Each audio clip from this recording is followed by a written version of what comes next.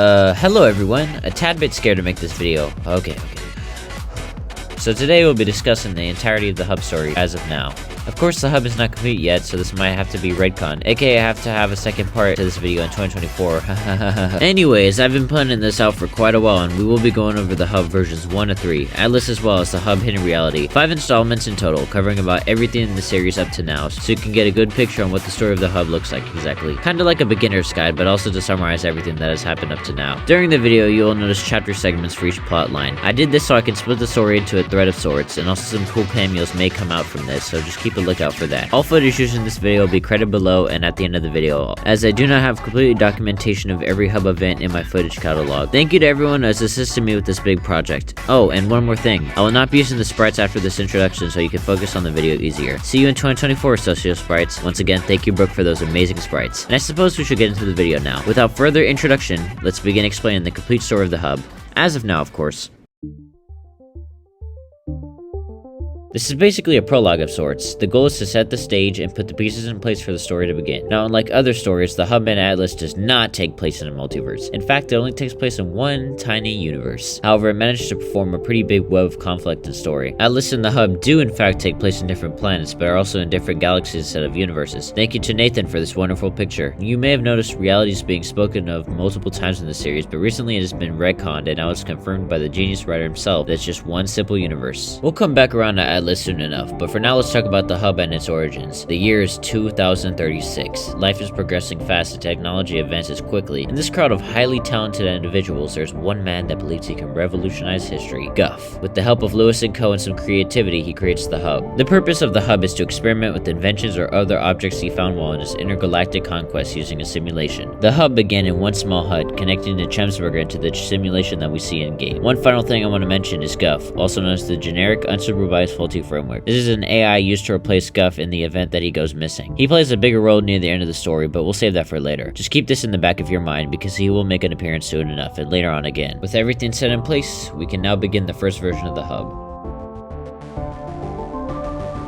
On June 14, 2036, the hub experiment began, starting with version 1. Now, compared to literally every other version of the hub, this map was quite small and minuscule, as well as this being the shortest version, having 4 events compared to every other hub installment having 5 events per version. Anyhow, the hub was pretty chill for a little bit, until Guff's first experiment, also the first ever hub event. You see, you may have noticed that there is a massive silo on the mountaintop. Usually silos contain something sinister or deeply intriguing, and this one kinda did. Before we continue, you just gotta keep in mind that hub versions 1 and 2 were really similar to Fortnite, so just a heads up. Anyways, in the first event, the silo is revealed to have a rocket, and the rocket flies into the air, creates a rift, and then rifts to another section of the map, and then creates a purple flare in the sky. It seems that this rocket has actually formed a small gateway to something else, something that could endanger the island, and something far more sinister. As the week went on, the flare got closer and closer till it was basically hovering over the island. The other thing that was preventing it from doing anything horrendous is a small beacon on the island, but that wasn't enough, as in the following event, the flare absorbed the beacon's energy and teleported before creating an even bigger flare, which brought in a huge creature, the Obsidian Monstrosity. Well, this is not exactly the Obsidian Monstrosity boss from Minecraft Dungeons, but rather a cool recreation. Nathan actually confirmed to me that this was the creature. Anyways, this creature causes some chaos, destroying Chemsburger entirely before vanishing in thin air. After this, the residents of the hub go back into peace, but that peace does not last long as an even bigger threat is in the horizon. Now, something I've been pretty silent about is Lois Co. For the beginning of the hub, they were not very story relevant, but on July 4th, 2036, Lois Co began, and this is kinda sorta how we got built up for future events. Before we jump back into the game and ultimately the next event, let's go over some Lois Co logs. I guess you can call this the LNC intermission. So let's begin with reviewing the first log.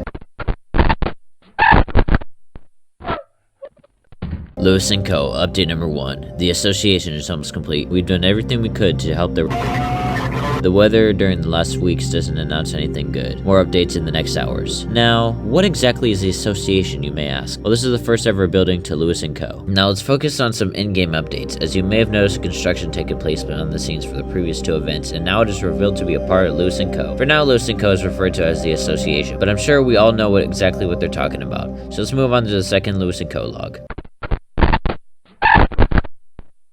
Lois Co. Update number 2. The association is now ready and operative. While our team of meteorologists is studying the formation of the giant clouds approaching to the island, we're all inviting you to stay inside of your houses. More updates in the next hours. So it seems like something is coming and it's gonna be massive. It's also related to an incoming storm. Of course, so we can get this build-up going a bit faster, we're gonna have to move to the 4th log, as the 3rd is not that important, basically repeating the same as log 2. This log is also the final log prior to the event, as it drops in just an hour before the event. Lois Co. Update number 4. A national alert is now in effect.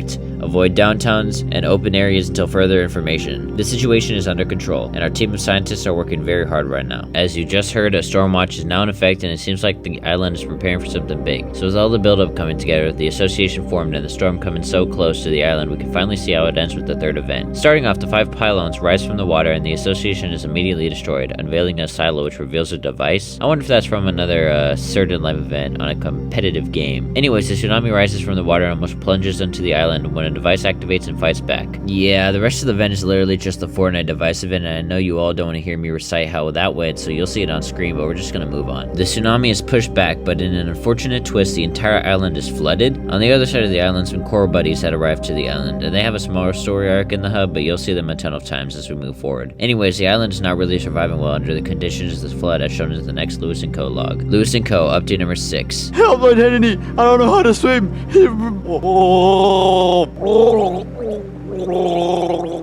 And in the next few weeks, the island tries to recover from the flood, which does not take that long for the association to fix everything once more. Lois Co. Update number 8. The water is gone. The island is back to normal. Well, not really, but hey, this is the crazy part. It's time to rebuild the association, right? The build-up for the final event of version 1 is not as big as the 3rd event, but I'm also kind of glad because the first hub version has been an endless nightmare for me to dissect. Anyways, before we actually get into the build-up, let's overview the final Lois Co. update log.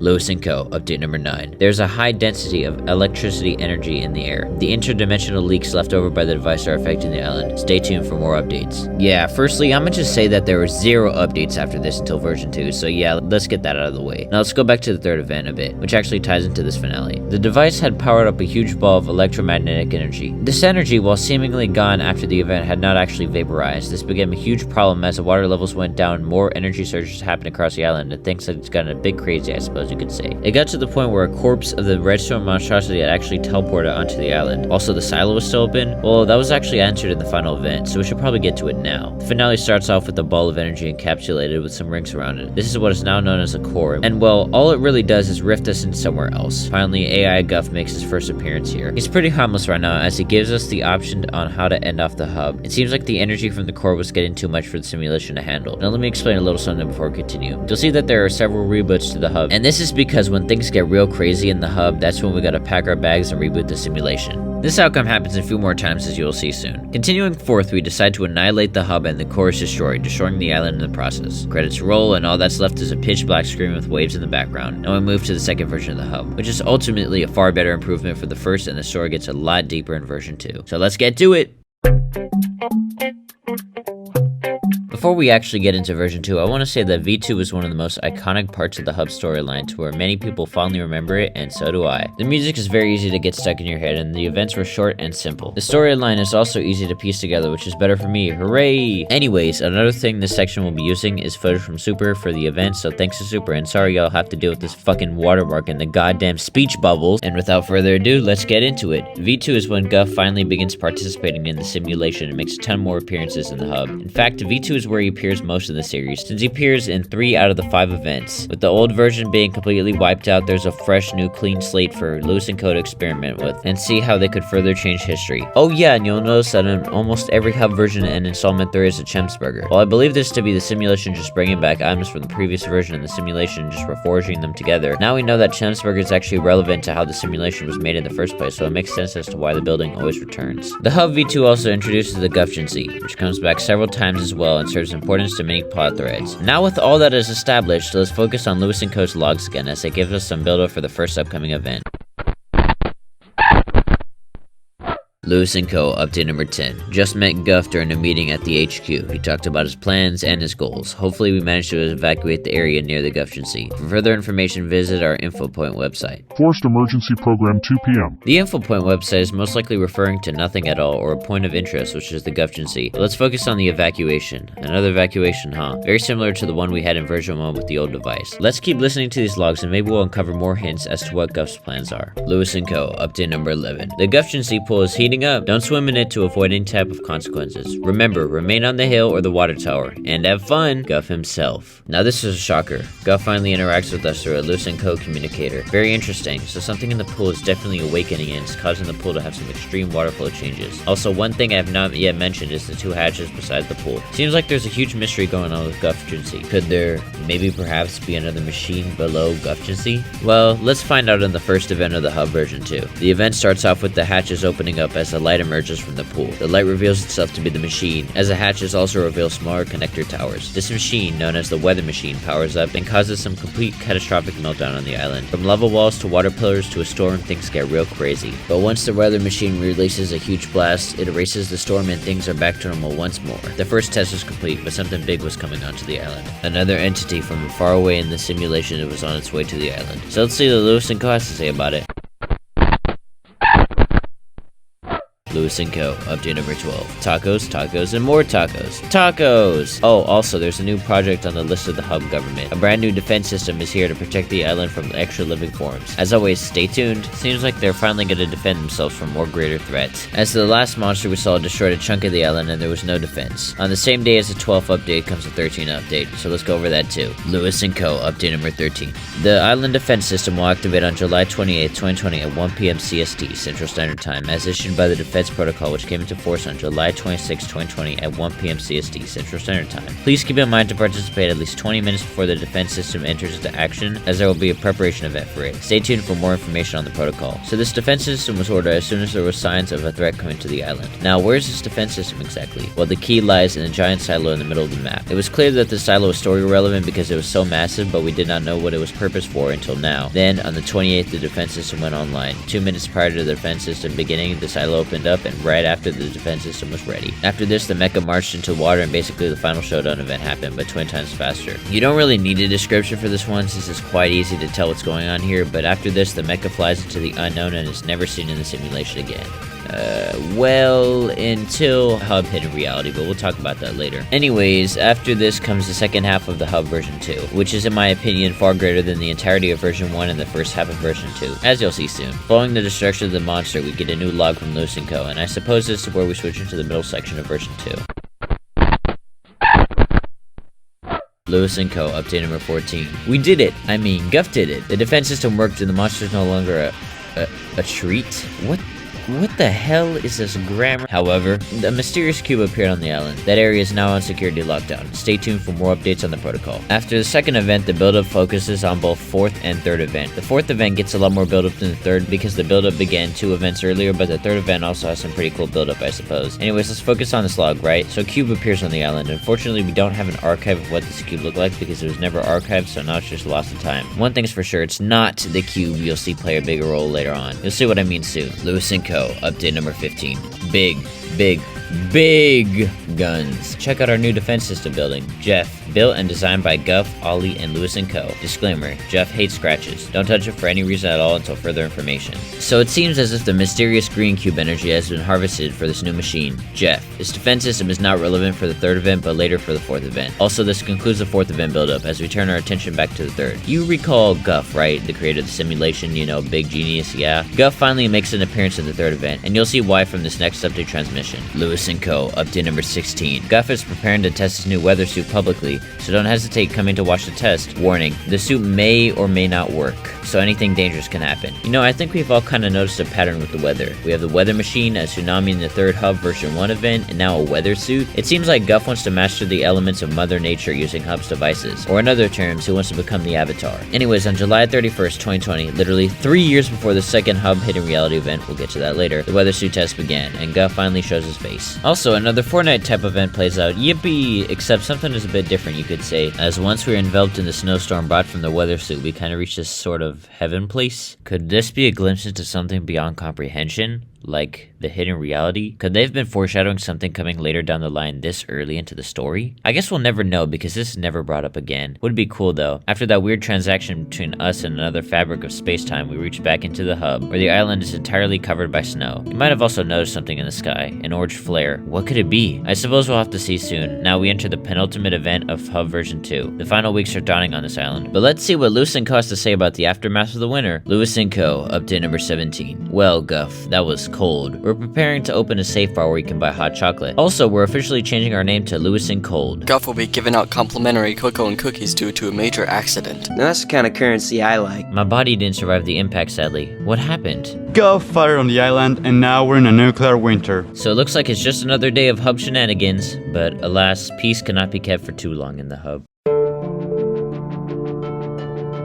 Unfortunately though, there is no more build-up for the 4th event during this time besides that one orange flare getting closer. Indeed, it does get closer and closer as the days go by. I wonder what it could be. It seems like Jeff is finally going to get its time to shine. The 6th countdown for the 4th event actually lines up with Jeff's color scheme, as the countdown has a green serif type font. Also, the event music has one of my favorite, if not my favorite Portal soundtracks out of the 2 games. Obviously, I'm not going to spell it out since we don't got time for it, but it'll be on screen. Now let's focus on the event with no further build-up to commence. This event is the most lore-relevant event out of the 5 in Hub V2. As the event begins, the flare gets closer to the island and is revealed to be a meteor. The meteor almost comes into contact with the island, but Jeff activates and keeps it hovering over the island just barely. The heat waves coming from both the energy of Jeff and the meteor is so much that it completely vanquishes all the snow once brought by the weather suit. Although the meteor and Jeff's energy has a little back and forth battle, Jeff's energy overcomes the meteor and the meteor completely explodes, scattering to 2 to 3 pieces. Then we cut to the interior of Guff agency where the camera slowly pans into Guff's view and Guff activates a nuke. Now we get to talk about the resets again. Yay! As you may have noticed, the simulation has gotten increasingly crazier from a weather machine to monsters, snowstorms, and now a meteor coming from absolutely nowhere. If the simulation continues to persist, then the entire hub may become corrupted and Guff won't be able to continue his work any further. Sadly, that means he's gonna have to shut down the island completely, using a nuke. Cutting back to the island, we see a massive countdown above a hill. The final week of the hub version 2 has begun, and Lois Co has something to say about this. Lois Co, update number 18. Thanks to Ollie Robotics, Lois Co and the Guff defense system worked and Jeff has destroyed the meteor. Also, thanks to the warming effect of the laser, the snow has melted and a big 80% of the map is back. We also replaced Chemsburger with Chems Freezing, so go there and enjoy some delicious snow cones. And most important, Mr. Guff? Yes? What? 1 second. Enjoy and have fun. See y'all in the next update. So Chemsburger finally got a new change, and now there's snow cones there. Pretty fun. Although the thing I want to focus on is the final messages before the log ends. Seems like they're trying to cover up the cataclysm that is about to fall on this island. But we and the players already know what's going on. As the final days go by and the clouds begin to form on the island, we already have all the buildup we need and something horrible is coming. So on August 16, 2020, the day of the event, the final Lois Co update of version 2 arrives. Lois Co, update number 19. Okay, I don't know where to start, but we're in danger. For everyone who's on this island.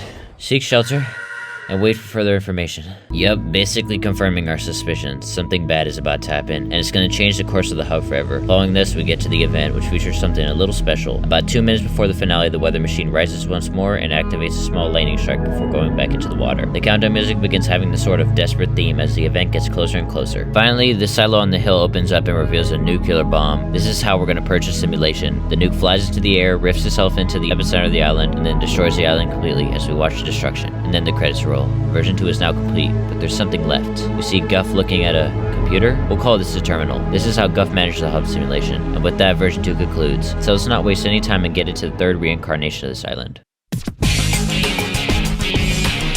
Now, version 3 of the hub is pretty iconic for most. While me and Super didn't play much during those events, version 3 has some really good and original events that are very different from the ones in version 2. Version 3 also sets up many plot lines to be built upon in Atlas or the hub too. Now I suppose we should begin. A new update arrives during the terminal black hole. The terminal now shows a countdown, and the one screen light is now changed to a white light and Guff is gone. Time for the simulation to start up again. On August 17, 2020 or August 17, 2036 in story, the hub's final version for a long time begins. Guff just is back, Chipsburger's back again, and all that cool stuff. Lois Co's logs begin to be a little bit less frequent, and thankfully that means I can wrap up version 3 quicker. You may have noticed a vault in the epicenter of the island. Well, of course another Fortnite event happens. Yeah, literally just the runes go to the vault, and yeah, a lot of stuff happens, but the good thing about this unvaulting event is that we are able to archive old events, so yippee, but besides that, there's not much else. Now, version 3 has a lot less consistency compared to the previous versions, as the events happen every few months instead of weeks. Of course, this is okay, because I'm still able to connect all the dots because version 3 is is very easy to understand. There are far less Lois Co logs after the second event. Anyways, there's also a concert event that happens after the second event, but we're gonna overlook that as well since it isn't really story relevant. However, remember the Coral Buddies? Yeah, those are the main stars of that event. Anyways, moving back to the second event post unvaulting, we get a bit of foreshadowing for a future event. Lois Co's construction begins again for the second association building, and a rift beacon was brought from someone unknown. This beacon then forms a couple of rifts with springs in a cube. This cube is known as, or what we like to call Smorg. Lois Co is already investigating Smorg. Lois Co, update number 21.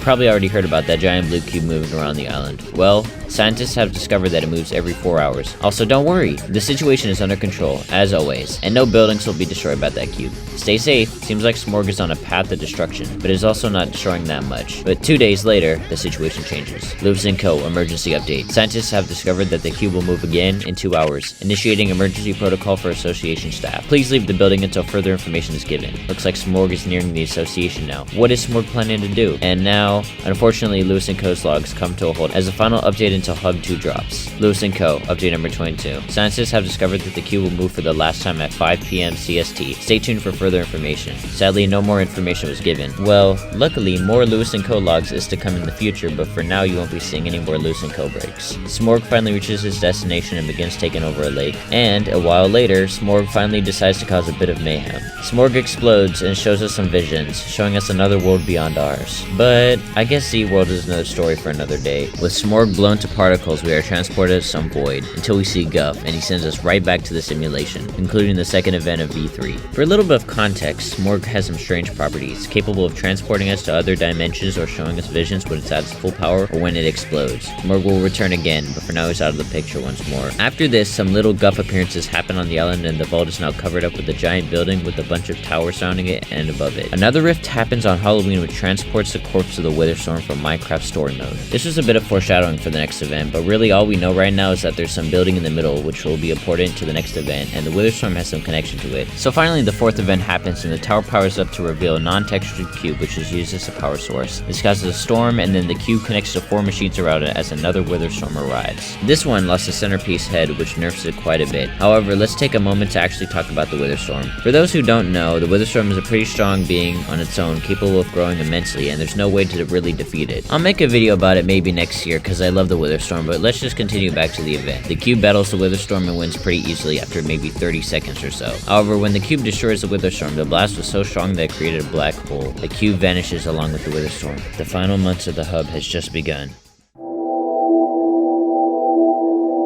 Spanning from December 19, 2020 or 2036 to January 16, 2021 or 2037. In this time, there was only 2 teasers for the finale. Despite the version 3 finale being claimed as one of the best hub events, the buildup was incredibly small. That isn't to say the finale isn't great, however. It's fucking awesome. Anyways, these teasers come in the form of tweets on the hub Twitter account, so let's cover them. Firstly, we will probably vanish soon.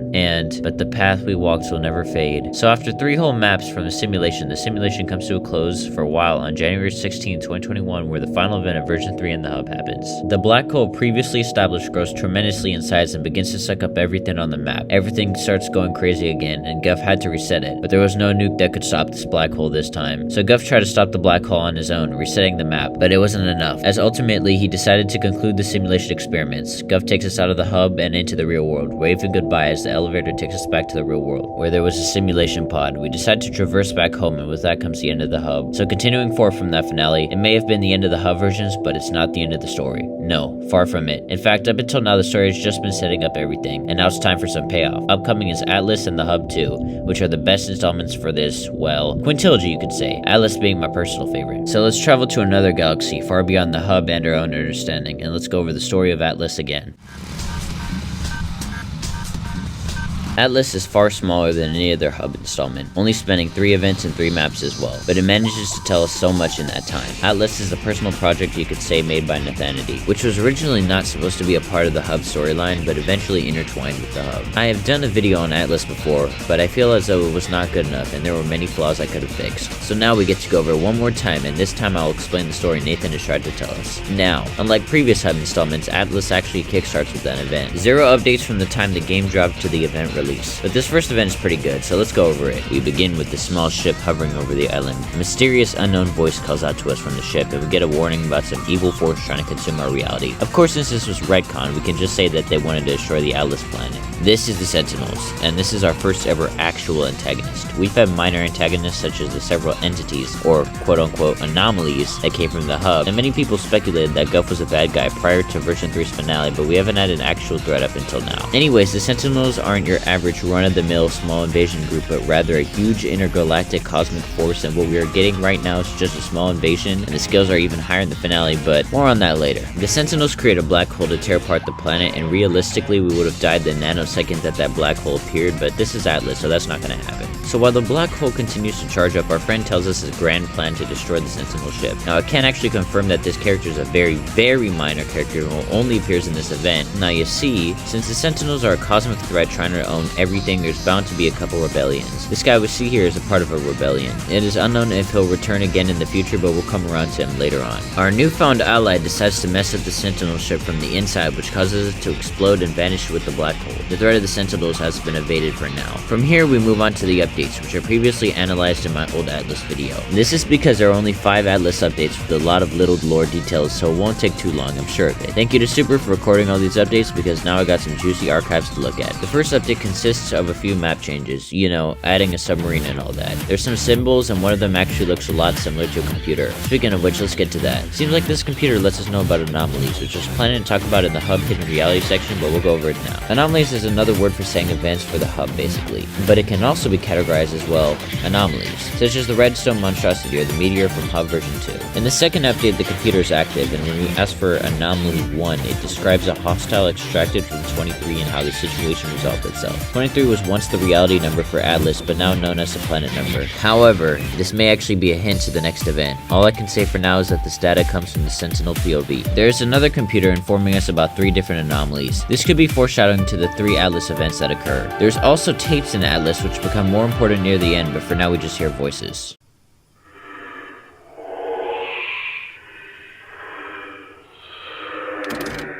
I wonder what they're trying to contain. We'll come back to this, so keep this in the back of your mind. Finally, there's a secret to this update with the paper telling us about the hub simulation, confirming that both Atlas and the hub takes place in the same universe. The paper informs us that there was an error in the machines that make the hub function, and it failed and trapped everyone in the simulation for a long time. But from what Nathan says, it didn't really concern them too much. The third update is the last update for Atlas' first act, you could say, featuring some rain on the island and some more tapes. The first of the 2 tapes talk about some signal interference, which is shown on both of the computers. The second tape is really hard to hear. Even at 1.5 times speed, it's hard to hear. I tried a lot of different sound combinations to see if I could decipher what's going on, but from what I can get, there's some conversation between 2 people talking about extracting something from a portal. Yeah, Atlas back then was cryptic. Update, I have actually come into contact with Nathan again, and he only has a few words that he remembers, so here they are on screen. Oh yeah, and there was a mini quest, but that was just Nathan testing a new mechanic. Now we move on to the second Atlas event, in which we have a different threat, and it's not the Sentinels this time around. A new figure approaches at the start of the event, and don't worry, this time they'll be really important for the future. So why don't we just get their name out right now? Well, this guy's actually named the Nameless. Yeah, kinda off for a name, but the Nameless is kind of a badass name. Anyways, this guy's another rebel against the Sentinels, but he's also defender for many worlds in Atlas. Remember the hostile in that anomaly log? Yeah, this is that hostile, and we actually have a huge problem on our hands. In the epicenter of the Atlas galaxy lies the galactic core. This is a huge energy source which seems to be keeping the galaxy intact. Now this galactic core has gotten real unstable lately, and the Nameless is here to fix it. The galactic core emits a ton of pedestals, and this is where we play a part in the event. We erase some of the pedestals, and some beauty comes out of the stressing scenario with a lot of really good effects. Of course though, the galactic core grows too unstable, and the only way to recontain it is to completely wipe out the first Atlas map. Y'all remember when I mentioned it must be contained? Yeah, that was a hint to now with the Nameless being warned about this, or someone sending him here to recontain the galactic core. With the galactic core back to normal, Atlas reforges into a new map. But the next update is not too much, as it just showcases the new map along with the Atlas being in the middle. A bit of trivia here, some of the resources from Atlas EP2 are reconfigured and modified for Hub 2. After this, Nathan took a break to think about how he could rewrite the story to improve upon it further. This was a good idea in a way, as the writing improves tenfold with Judgment and beyond. So, in December of 2022, about a year and a half after Constellation Disarray, the third Atlas event and also my personal favorite event of the entire Hub series releases. But first we have to get through a little mini update, you could say. Guess what? I lied! Anyways, this update is a bit far from small, really. This update features a small new version of Atlas with a ton of tapes. The map is great, but a little point of interest is a red pool. Red is usually affiliated with the Atlas or just the game in general, but I suppose we'll have to see where that leads us. Now let's look at the tapes, shall we? These tapes aren't super cryptic this time, hooray! Yeah, they're pretty easy to hear. The first tape gives us a warning about the Sentinel's impending invasion, as well as giving us the rundown of the concept of the Sentinels, but since we already went over this previously, we can just overlook it. The second tape kind of just recites info that we got about the Sentinels, but this mysterious person in the tapes informs us about their plan to stop the Sentinels from another takeover. And finally, the final tape tells us that the Sentinels are going to bring in one small ship this time. After the first attempt failed, they are going to try and bring in a lot more, so we should stay prepared and vigilant. Time runs out for Atlas, however, and judgment has come for the island, with the third and final event of Atlas beginning, which will change the tides of the story forever. December 11th, 2038, also known as December 11th, 2022 for us, the Sentinels arrive for a true invasion. A total of 25 ships come from the sky to invade us. An entire fleet has arrived, not just one measly ship. They came prepared and packing to annihilate us. What's even crazier is that we are led to believe that this is all the Sentinels, but in reality, this is just a kill group, a mere faction of what the Sentinels' power truly is. So the Sentinels sweep in and take the Atlas, which comes from the lake, and for the first time we see one of the Sentinels. A robot? Well, it's complicated. A lot of the Sentinels are controlled by robots, but there are some organic Sentinels as well. The Atlas is finally annihilated, and the island's defense mechanisms are awakened. Then we get zapped to none other than the hub. It's finally time to commence the second act of Judgment, which shows us that Atlas was not only its own self-contained story, but part of the grander hub story. A small butterfly guides us through what's left of version 3 as we reach Guff agency, and wouldn't you know, our boy Guff is back! He has a whole time skip remaster. Honestly, out of all of his stages, this is my favorite version of him in my opinion. This is what Nathan calls middle-aged father fit, which, well, yeah, it makes a lot of sense. His antlers make him feel so realistic, you know? Anyways, enough gushing about this new version. Guff was actually the one in the tapes who was informing us about the Sentinels. Somehow, Guff managed to find out about Atlas, which is in a whole other cosmos, so I don't know how. While he talks, the Sentinels reappear to finish the job. They really hate us. But Guff invites another friend of ours. Wouldn't you know, the Nameless is here as well, with an entirely new redesign. Don't get used to this Nameless though, as Nathan says that he may get a redesign once more in the future. Anyways, enough about this whole family reunion, let's get to the final moments of Atlas. The Nameless goes on to fend off against the Sentinels to distract them while Guff prepares the ultimate device to stop the Sentinels once and for all. Do you recall that black hole from Hub version 3? Well, Guff is now going to be using the energy of that black hole to destroy the Sentinels. In a way, this is some crazy irony since they tried using the black hole to destroy us. The black hole charges up using an old machine as a sort of conduit. After enough energy is built up, it sends a shockwave destroying the Sentinel ships. As the Sentinels are erased, the sun shines once more. A new day, or maybe a new era, has begun for the story. After this, the Nameless flies away to go save another planet, while Guff gives us the offer to help him rebuild the hub. This time, we're going to change history forever. From here, we see our home destroyed, and it looks like we're in the home stretch of the story now. Atlas is not as grand of a game as the following title is, but I loved Atlas. I think Nathan really did a good job at tying things together despite being incredibly cryptic. But enough about my opinions, you came here for the story, right? So what comes next is our final section of the video, so get ready.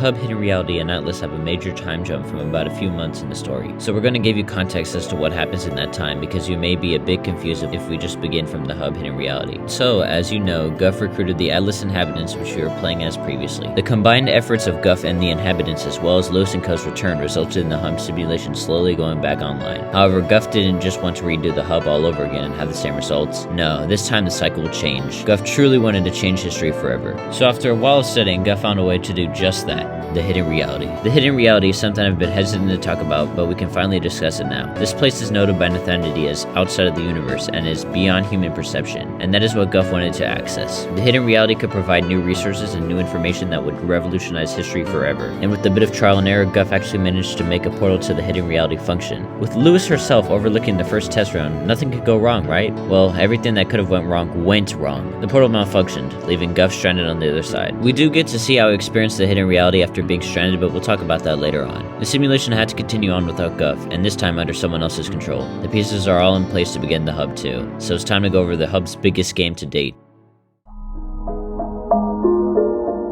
Well, We finally come all this way to present time. The hub hidden reality is really something unique. Nathan, ODR, and Logan went above and beyond for this installment, and the build-up is just insane. There's so much build-up that I'm gonna have to split this chapter into 5 other chapters for every event in this game. You could say every event plus the build-up is a whole story arc, I guess, so we'll call these story arcs as they do ultimately fit the grander narrative which is established to us in the first event. We also got a majority of updates logged, not only by the tweets but also some videos and screenshots I took during the runtime of this game. Now we have a ton of lore to get to, so let's not waste any more time.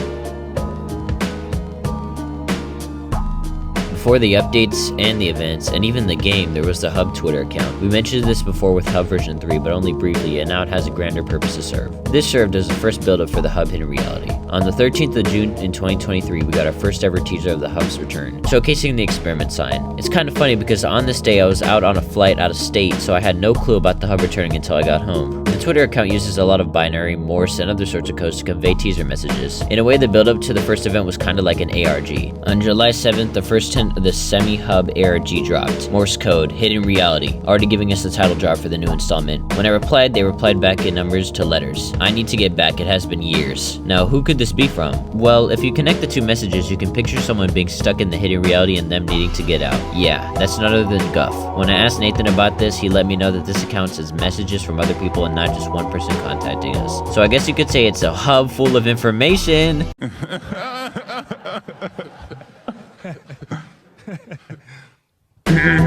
Anyways, the second tweet related to this mini ARG is once again in numbers to letters, with Ivory, my gal, translating it as I am trapped. And finally, the last code teaser that dropped 12 days before the Hub Hidden Reality was in Morse code. Experiment gone wrong, running out of time, am trapped. So Guff was freaking out over here in the hidden reality. We assumed that he didn't have much resources to hold out for too long. The actual image though is another teaser of the event. Remember the shack from the Hub version 3? Well, now it's lighting up, hinting towards the inevitable return of the simulation. There's actually one more code overlooked. On the Hub's Twitter account at the time showed some numbers which led to the word hidden reality. The following teasers are really just images of the map for the new hub and a shot of the shack from a different color scheme. The game was reopened and showed the shack with the countdown and the background more in detail. And on July 20th, 2039 or 2023 for us, the Hub Hidden Reality began. Starting with the introductory event titled the Pilot Event. The door to the shack finally opened and a blue light emitted the area around us as we are sent back into the simulation. I forgot to mention that we take a point of view from the humans again and no longer the Atlas inhabitants. Do you recall the terminal from the Hub version 2? Well, it's back, greeting us back into the hub as the simulation reopens. But we aren't alone, and this time we got a friend to accompany us, and it's not from Lois Co. And it's not Guff, but it is Geofam, or AI Guff, whatever. Seems like he was on a retirement vacation from the hub for a while until Guff vanished mysteriously. We find out that the Hub Hidden Reality takes place 3 months after the Prelude, meaning that the Prelude happened sometime around April to May when Guff went through the Hidden Reality portal. We wait as we take a trip through memory lane, seeing previous versions as well as a small reference to Atlas Judgment. GeoFF lets us know that there's a small chance of any anomalous activity, especially since Guff isn't here to bring in his inventions and objects. Then we are transported to the new and improved hub, which wow man has one of the most beautiful places in the hub series. The glow up from Hub V3 to this is insane. I've spent so much time here, literally over 1,800 minutes, and I still haven't gotten tired of this island. Anyways, after that we are back in the hub. Oh yeah, and even Guff should see is here again, but it's like super rundown, but it'll have its moments as we'll see soon. A lot of the NPCs introduced in the Hub Hidden Reality ultimately play a small role in the story, but some important ones are Jack, Rick, and a few others that will be introduced over time. The first weeks of the hub are actually pretty chill. It's not until the week of Overcharge when things start ramping up, but we'll get to that soon. First we gotta talk about the next build up and the next event, so let's stop talking about the serenity of this island and let's get to the lore! As you know, code has played a very prevalent role in the Hub Hidden Reality. As of now, Overcharged and Codebreak are kind of the peak of our sort of ARG code adventure. As post-Overcharged, the code tweets and teasers start to go down slowly. Before you ask, no, I'm not going to mention the new tweets leading to Hub 3. Save that for the second video on this in the future. Anyways, the first tease for the Codebreak comes on July 23rd when we get a tweet in Morse code, basically reciting everything we've seen previously, Guff trapped in the Hidden Reality. However, pay close attention to this image as it will be kind of important in the next event. Oh yeah, and there's some construction going on in the middle of the island. Wonder what that could be. On July 25th, we get our first quest, and in my opinion, the best out of the 3 in the Hub Hidden Reality. Remember the ruins of Guffshancy? Well, that held a TV, and on that TV, GeoFF was there. GeoFF let us know about Guff being trapped in the Hidden Reality and desired a physical form. Seems like GeoFF was also trapped, but instead of an entire reality, it's just a TV. I wonder why he was trapped. Anyhow, remember when I said to pay close attention to the image of the code? Well, it was hinting to this. These bubbles of code are splattered around the map, and we went traveling along the island to put them back in their place. After 30 urgent glitches obtained, we go back to the monitor and chat with Geofam one more time. He is now freed from his confinement and thanks us before vanishing. Now back to the NPCs, we got a few to go over. Carl's finally added onto the map, who is not from the hub, and he freaks out. Meanwhile, Jack talks about something coming, which later changes the date prior to the event. Lois Co is working for that AI thing. I do not trust them. Keep a watchful eye, friend. So Jack is a bit on edge about GeoFF, and hey, Lois Co are back in the story. Yeah, speaking of which, they do return a bit in the logs, with their official reintroduction being a video that drops on the 26th of July. Something about them requesting connection. Moving back to the NPCs, we have Rick, who actually predicts a lot of the future. Right here, he talks about not trusting the one who watches us, and he who is vengeful will come for us all. Strange of you to say that, Rick. I know the build-up has been a shitload, and it will get even crazier, so pray for me to get this all done in one video, but the last part of this build-up comes from the Twitter account. The meaning is clear. The time grows near for the plan to begin. So it seems that from all we are getting, the plan will finally commence phase 1 and GeoFF will partner with Lois Co for something.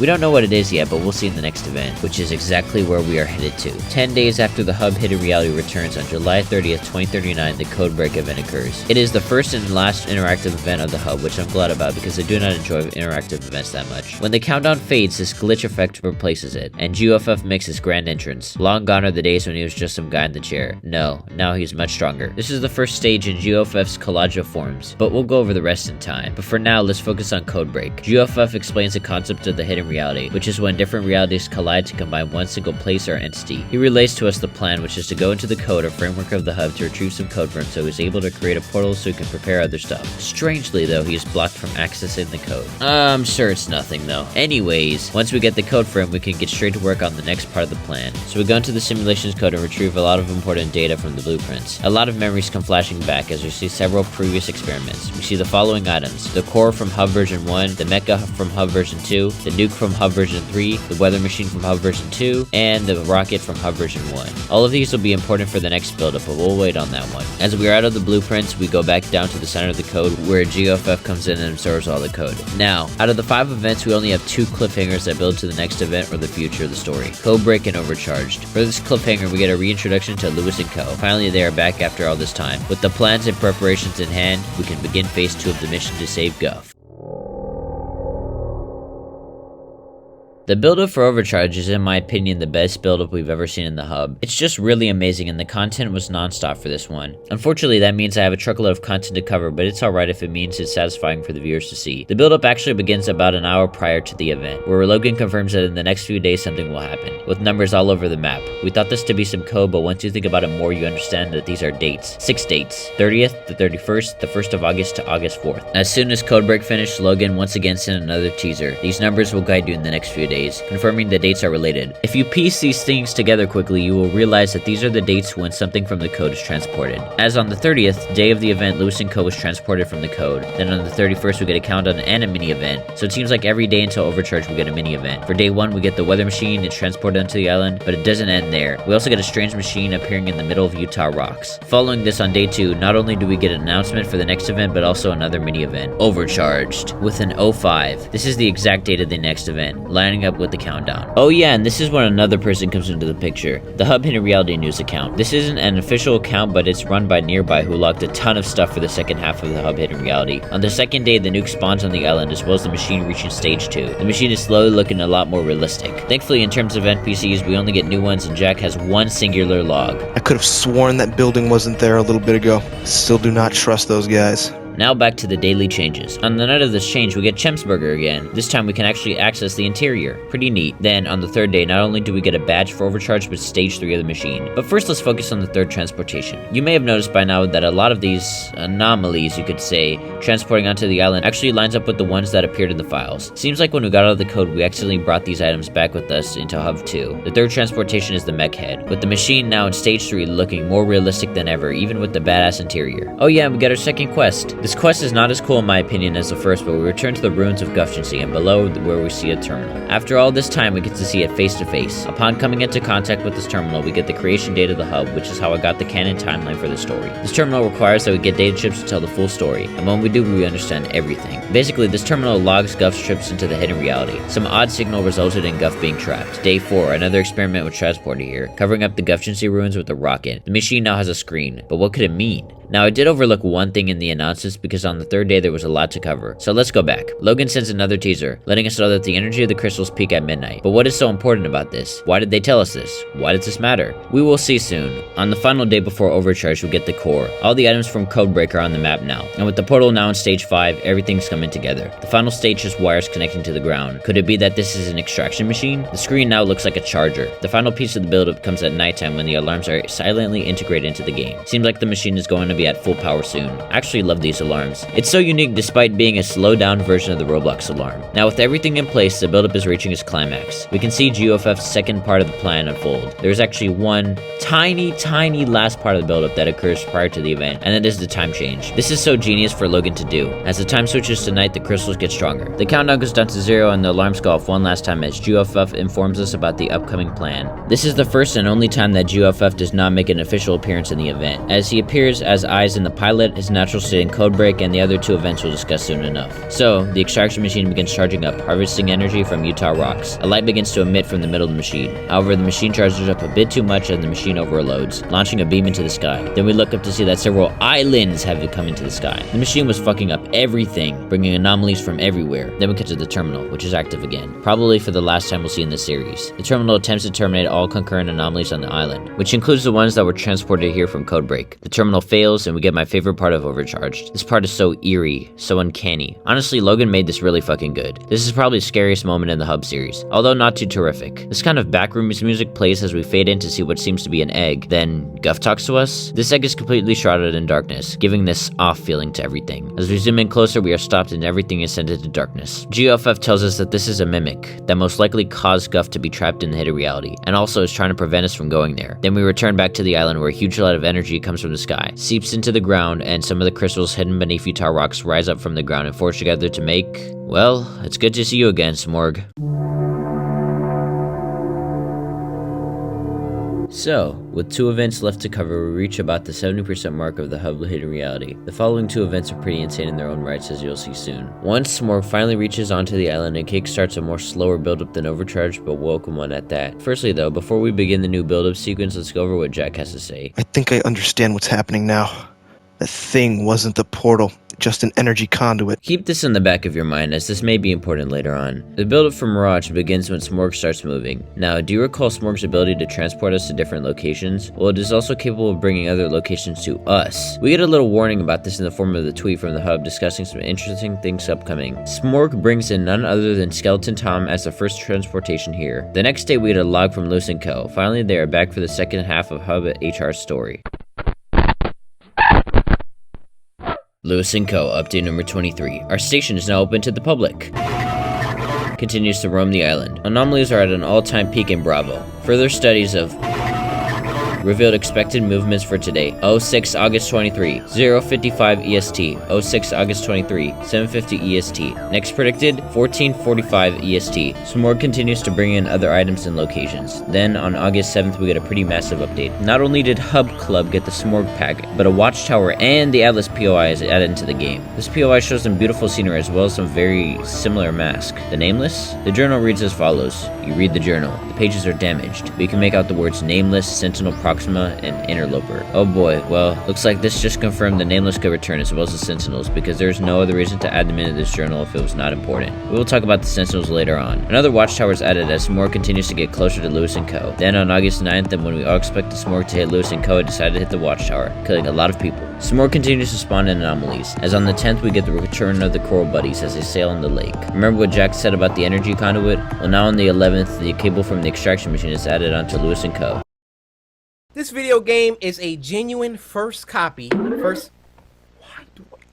Every single time. I'm dyslexic. I can't read. The plan is continuing while Smorg continues to march. Speaking of which, on the 12th of August, Smorg reaches true destination. As it hit the lake lit up and a countdown appeared. Mirage was coming, and Smorg was in the way of the plan to save Guff. Let's talk about the dialogues again, shall we? Let's turn back time a bit. On the night of Overcharge, Jack realizes that the machine we saw was a conduit to capture the energy of Utah rocks. On August 11th, Jack states, This is going to be bad. Remember Rick? He finally started talking after 2 events, saying that the final days are growing closer every second. He was right, we are nearing the end of the hub hidden reality. One last main key player, Carl. Carl teleported from the ruins of the building to in front of the Smorg's upcoming destination. I have a bad feeling about this cube. I just want to leave. Poor Carl. This dude must be having an anxiety attack. In other news, Smorg started putting some type of radiation onto the water. Smorg also began pulsating. Day by day, Smorg's pulses got bigger. As Logan says, it feels as if the cube is getting stronger by the second. A few days before Mirage, the badge got added. 24 hours before Mirage, the Smorg went into high gear, spawning in crystals around the area and pulsating huge waves. I mean, just take a look at Smorg. He's for real going Kaioken out here.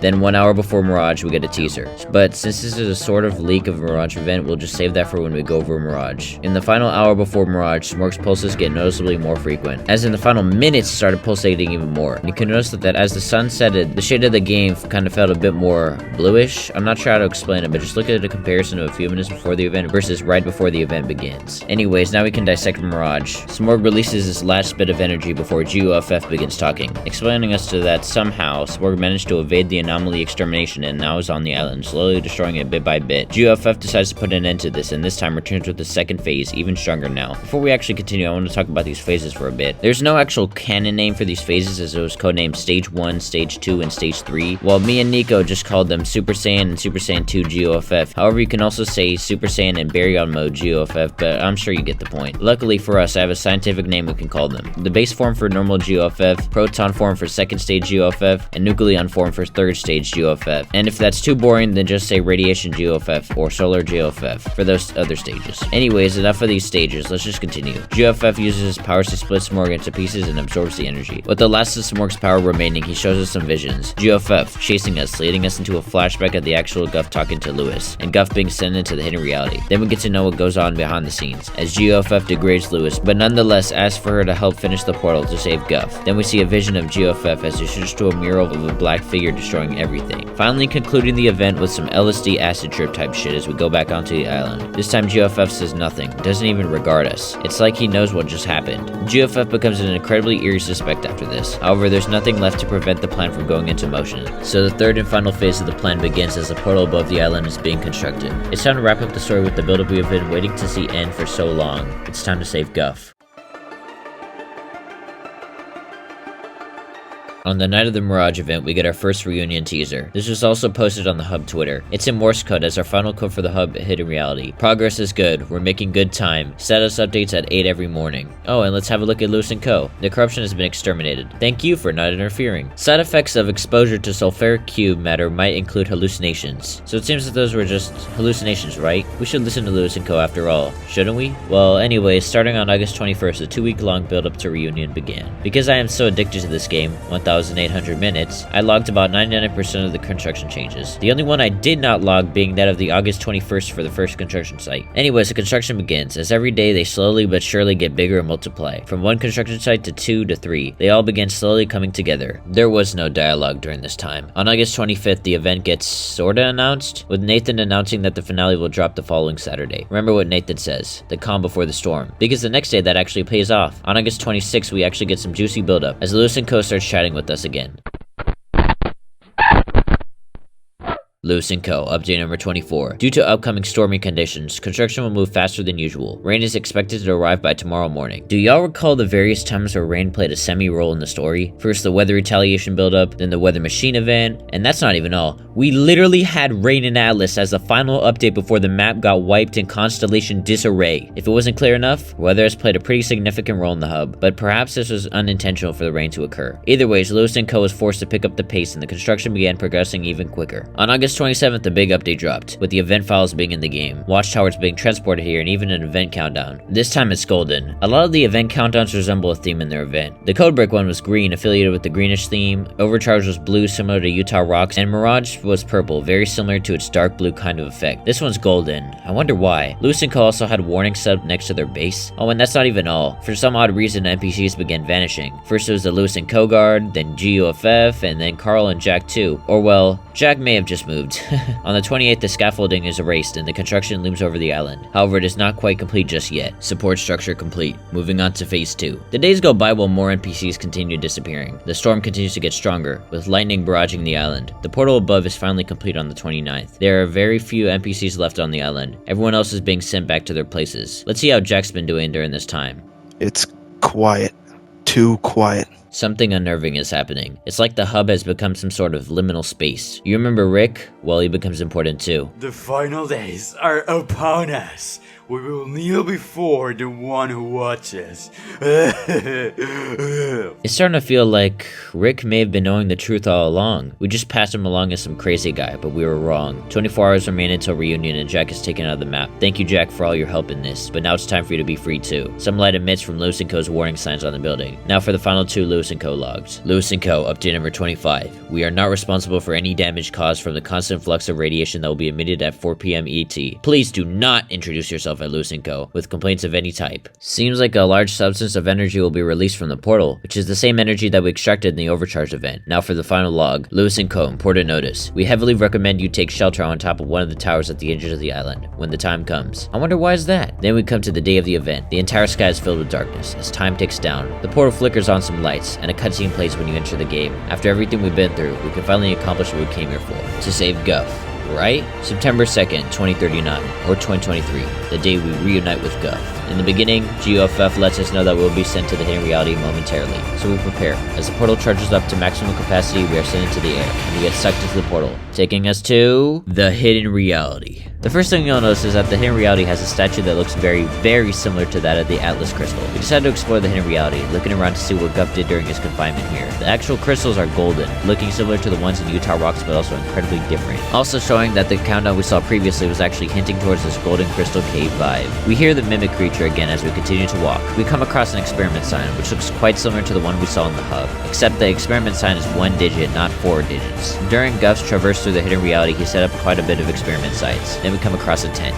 This is most likely where Guff sheltered himself. Surprisingly, it seems like he brought some items with him. There's many familiar sites that we see on the table Guff set up. The Atlas crystal, Smorg, and even the telescope that Jack used. My boy Guff was really on some world tour over here. Who could blame him? The hidden reality looks gorgeous. Anyways, Geofam takes us through the valley and to an even more beautiful sight to behold. During this slow pan across the valley, we come across some memories. Guffgency and Jeff from version 2 are now all worn out with rust and moss covering the remnants. We go down a trail leading to an egg. Do you recall that egg we saw in Overcharged? Yeah, that was the build up to this. The music continues to build up as we view the beautiful cave that we are in and we get closer to Guff's possible destination, where after a few cracks, Guff is free from the golden egg. But Guff doesn't look too happy to see us. In fact, he's incredibly worried. Oh god. No. The warning. It wasn't a mimic. It was actually Guff, and that's not the worst of it. As Geofam teleports behind Guff, he reveals that he's been lying to us the entire time. We were manipulated. Everything in this game has been building to the scene. Rick, his dialogue. Jack, his dialogue. Guff being trapped. Geofam being confined in a digital prison for a reason. Why Geofam wasn't able to access the game's code. All this, and once I came back to this game to document everything, I realized that everything has been hinting towards this moment. Geofam is now in his true form, his most powerful state. He has not only mastered his powers, but he has achieved a power at even demigod status. Geofam wanted to manage everything, but Guff was worried that he would go crazy with all that power, so he trapped him. But in tragic irony, Geofam did the exact same to him. But all this doesn't matter to Geofam because his plan was complete. He had full control of his powers and now he can commence his true plan. Redirecting the source of the portal, he sends everything in the hub reality to the real world. Even Wednesday, who had one dialogue ever in the hub 2, was foreshadowed, literally rising as we fall into where exactly? Anyways, Geofam does some JoJo pose for the camera as he says his goodbyes to us and flies towards Earth. Long gone are the days of just the end of the simulation and some simple rebooting. No, now we are dealing with the true cosmic threat. While Guff looks down on his mistakes, we finally get an incoming transition from an acquaintance of ours. The Nameless. He's finally back, and he's here to help us. And with that, the Hub Hidden Reality story is complete. Also, this marks the end of the video. Almost 25 entire pages of writing and we reach this point. The story of the Hub is convoluted, and I don't think I went over everything in this video, but I hope this gives you an insight on what's going on with the Hub. We still have one more possible game left to go. The threat of both a demigod and a fleet of Sentinels still looms over us, as the Sentinels have not yet found out how to fly across galaxies, but the Nameless has already done that. And then we got Geofam, which is just astronomically powerful right now. Who knows, we might even get a third villain for the next game, but I doubt it. For those who are watching this in the future, as in post-Hub 3, you can skip to the next video or part 2, whatever. But for those who are in present time, this is it, and I hope you enjoyed the credits section I spent a lot of time on. Thank you for joining me on this journey, and let's say our final condolences to 2023.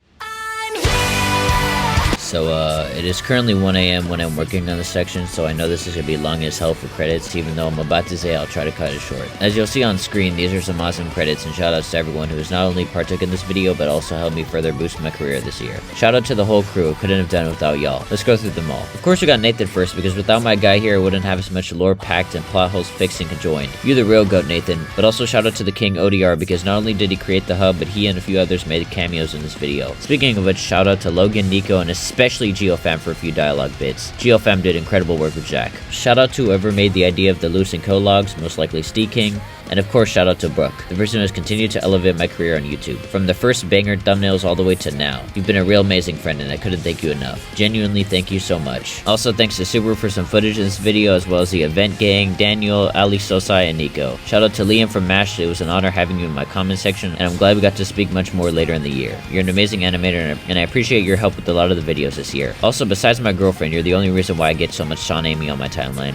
Which, of course, isn't a bad thing at all. Speaking of which, shout out to Ivory, because she helped out with some footage, and she's the bestest girlfriend I could ask for. Gave me a shitload of motivation. I'll save my more intimate opinions for our personal convos, so that way this video doesn't get age restricted. Anyways, shout out to everyone in my Discord server. All y'all are amazing, and I thank you all. I'll even list them here. Pedro, Scene, Brook, Sparkle, Nico, Ivy, Logan, Marsosaurus or Geofam, Super, Austin Airlines, the #1 guy, The Theorist, King, Mongol Empire, Real Pedro VR, and how do you pronounce this? Okay, let me have at it. DHRUV_Super2. Anyways, we had some fun game nights, and come join if you like. Link in description. And now I guess I could reflect on this year. 2023 has probably been one of the worst years of my life. A lot of horrendous shit happened, but with that came some alright stuff. This shadow happened, but stress has been peaking once that Tales video dropped. And then there was the summer, which was pretty fucking awesome and the highlight of this year. This year's summer was just insane. And then we got to the end of the year, which was pretty good. I learned a lot on editing and improved a ton this year, so I hope to continue to reach new heights in the future. But I know I couldn't have done this without my friends, so thank you all. I won't be making another video for a while as my voice needs a break, and I have school to deal with, sadly. More likely, February to March of 2024 is when we'll return. I will not be making another story video on any other event game unless it's at the level of the hub or interests me in some way. However, you can expect the second part once the hub 3 is complete or when we get to the rest of the story. More exciting content on the way soon. But for now, thank you for joining me this year. Thank you for supporting me. Thank you to all these 600 something subscribers. And thank you if you've watched through this entire video. Have a great rest of your 2023, and I hope that we'll meet again in 2024. Goodbye for now.